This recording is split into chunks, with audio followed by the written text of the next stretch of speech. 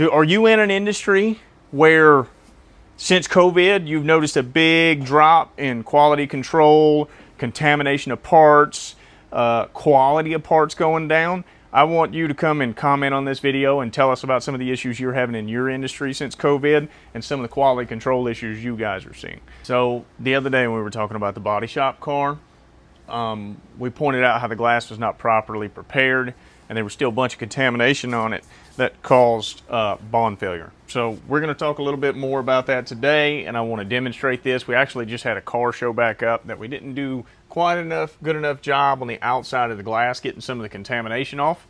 So a lot of what this contamination is almost all of these parts come from overseas. So when they're loaded on a boat and they're being shipped, they're sprayed with pesticides and herbicides to keep from transporting any non-native trees or bugs or anything like that. So everything is sprayed, and that stuff for some reason gets on this glass and you can't get it off. It's gotten super bad since COVID for some reason, but ever since COVID, it's almost a full-time job just trying to get the glass just clean. So I'm gonna see if we could demonstrate it a little bit here.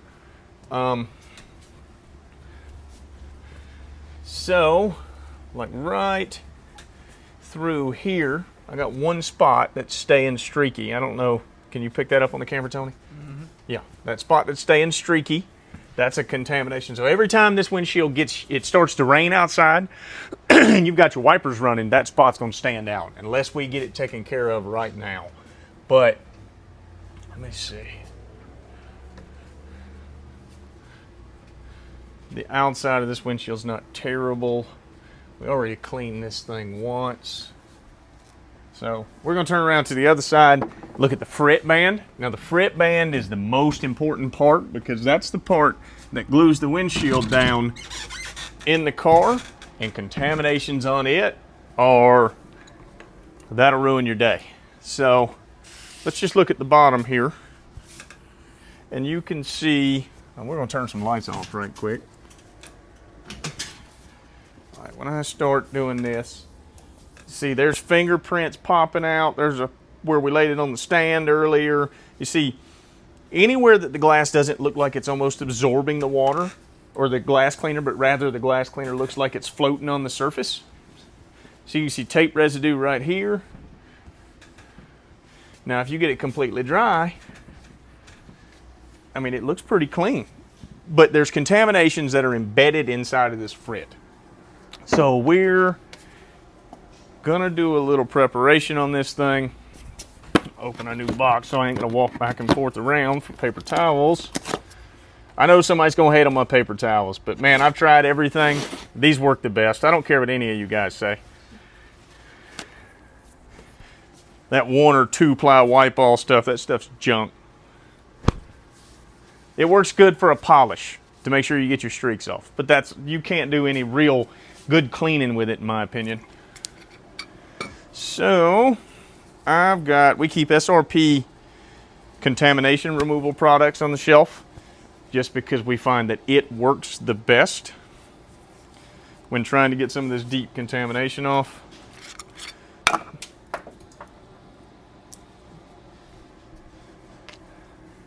They don't want you getting these cans now.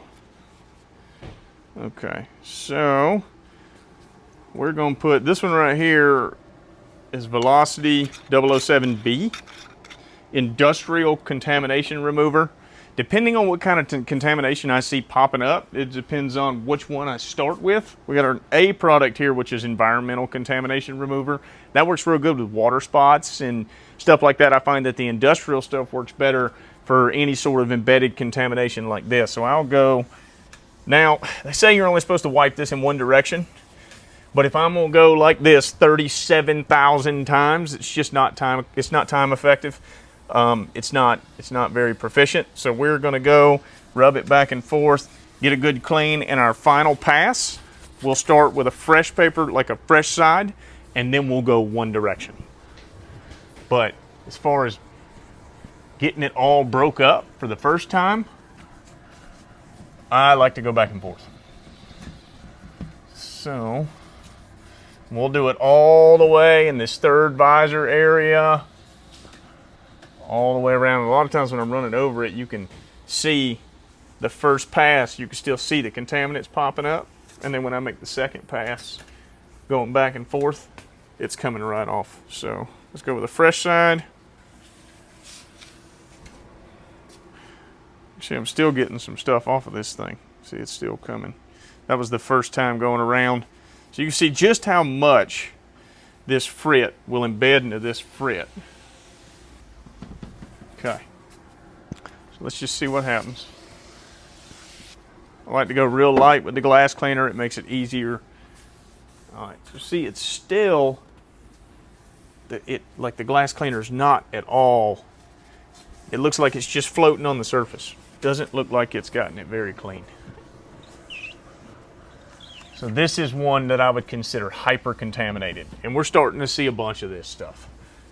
You see, this part is actually DOT 563. I'd have to look it up. I can't remember where the 563 plan is, but that's PGW. That's an American company. Pittsburgh Glass Works. They've been around for a long time. Used to be PPG. They split off and started PGW. But we're seeing some pretty contaminated stuff coming from those guys. The environmental, just to see what happens. I like to give the paper towel a few squirts and then work it. And I've got a suspicion, like I can see right here where I'm rubbing the environmental on it, I still got a spot that you can see it's just rejecting. The fluid's just rejecting away from the glass.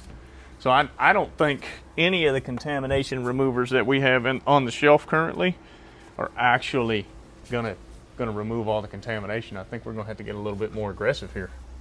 Now we got one other step here we could try, see if it makes an effect. Got our Sika Power Clean Aid. This is kind of like a Mr. Clean Magic Eraser. And then we got this SRP Velocity. What is this? The 100 CR. I like to use these products in conjunction with each other.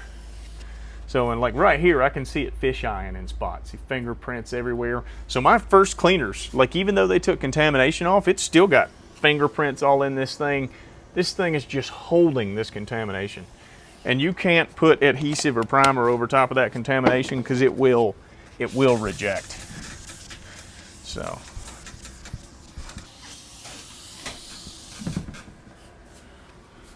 See, after all that, I'm still getting contaminations. You still see dirty spots.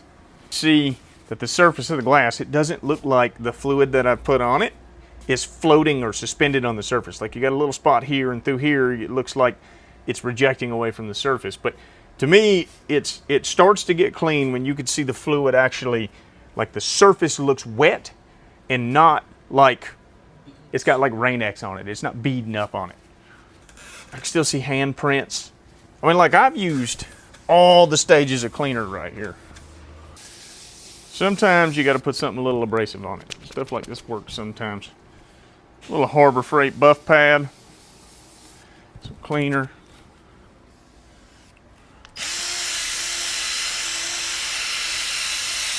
Now the windshield, I just had that come back. I literally had to go out there with buffing compound and buff this windshield to get the contamination off the outside of that windshield.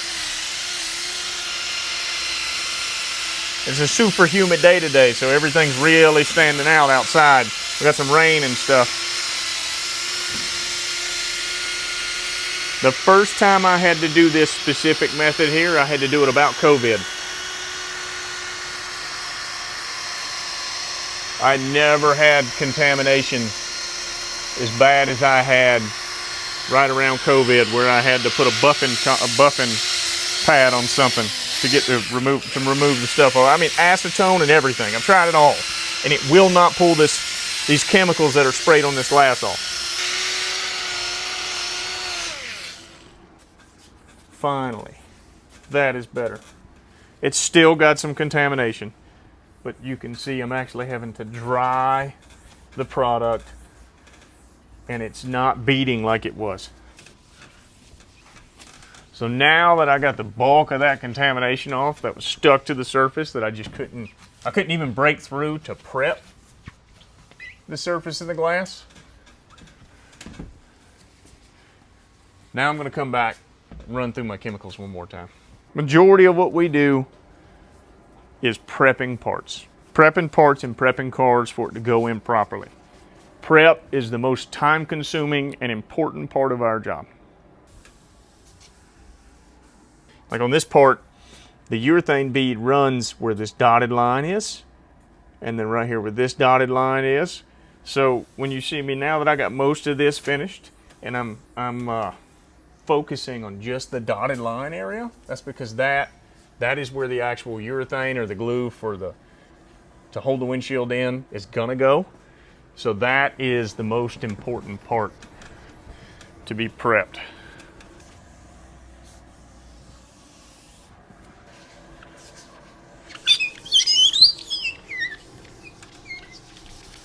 I hope you like nails on a chalkboard. Now you can see it's totally different the way this cleaner wipes off compared to how it was at first. You see it almost looks like the cleaner is absorbing into the frit, whereas before it was rejecting away from it. So that's a telltale you're getting somewhere. How far are we in this video, Tony? 20 minutes. 20 minutes. All right, so I'm 20 minutes worth of prep time here. 20 minutes on a job that should take me an hour to do completely, start to finish. These are some of the difficulties that we face in our industry.